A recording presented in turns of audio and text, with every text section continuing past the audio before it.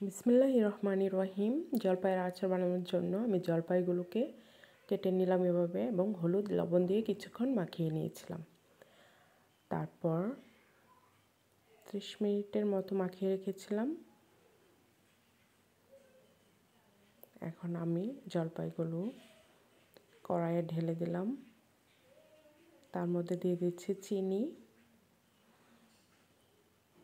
যারা মিষ্টি বেশি খাবেন তারা একটু চিনিটা বেশি দিবেন। আমি এটা মিষ্টি আচারে করব, মিষ্টির পরিমাণটা বেশি থাকবে, সেজন্য আমি চিনিটা দিয়ে দিলাম একটু বেশি করে, প্রায় 700 গ্রামের মতো।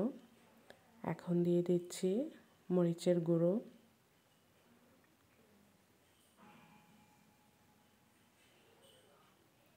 তারপর দিয়ে দিচ্ছি ধনিয়া গুঁড়া,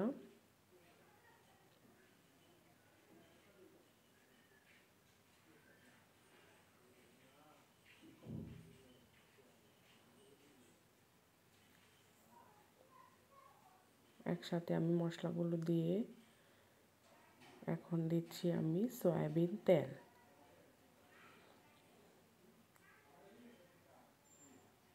এর সাথে আগে থেকে হলুদ এবং লবণ দিয়ে মাখিয়ে রেখেছিলাম, তাই এখন আর আমি লবণ দিচ্ছি না। এখন আমি সবগুলো উপকরণ জলপাইয়ের সাথে মাখিয়ে নিচ্ছি। কিছুক্ষণ জাল করার পর আমার আচারটা এ পর্যায়ে হয়েছে। জলপাইগুলো সেদ্ধ হয়ে গলে গিয়েছে।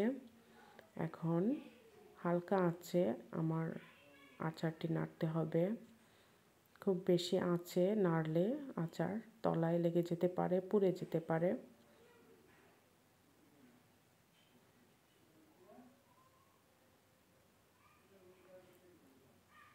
আস্তে আস্তে নেড়ে চেড়ে উল্টে পাল্টে দিচ্ছি।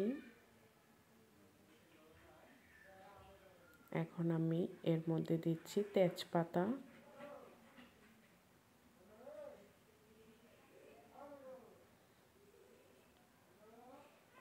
তারপর ভাজা শুকনো মরিচ গুঁড়া করে রেখেছিলাম সেটাও দিয়ে দিলাম।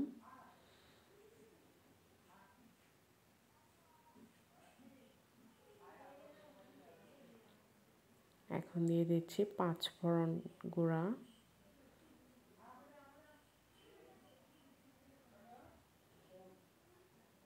আর দিচ্ছি আমি এখানে জিরা গুঁড়া।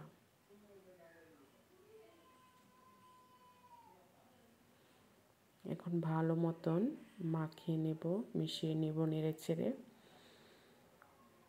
আর 5 ফোড়ন ও জিরা গুঁড়া দিয়ে বেশিক্ষণ নাড়াচাড়া করা যাবে না, তাহলে পুড়ে যাওয়ার সম্ভাবনা থাকে, তিতা লাগতে পারে।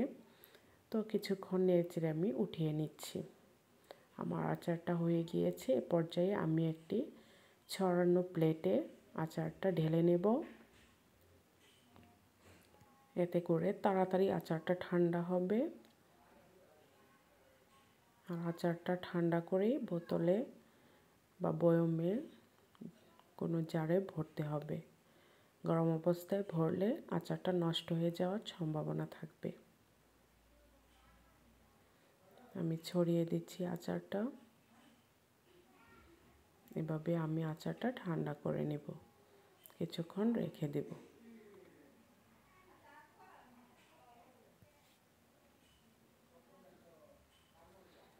এই আচারটি অনেক সময় ধরে সংরক্ষণ করে রাখা যায়। তো ঠান্ডা হওয়ার পরে আমি একটি কাঁচের বয়ামে ভরে রাখছি। আচার সাধারণত কাঁচের বয়ামে রাখলেই ভালো থাকে অনেক দিন। অনেক সুন্দর লাগছে বাইরে থেকে কালারটা, আর খেতেও অনেক মজার এই আচারটি। আপনারা বাসায় ট্রাই করতে পারেন ভিডিওটি দেখে। আর সবাইকে ধন্যবাদ আমার ভিডিওটি দেখার জন্য।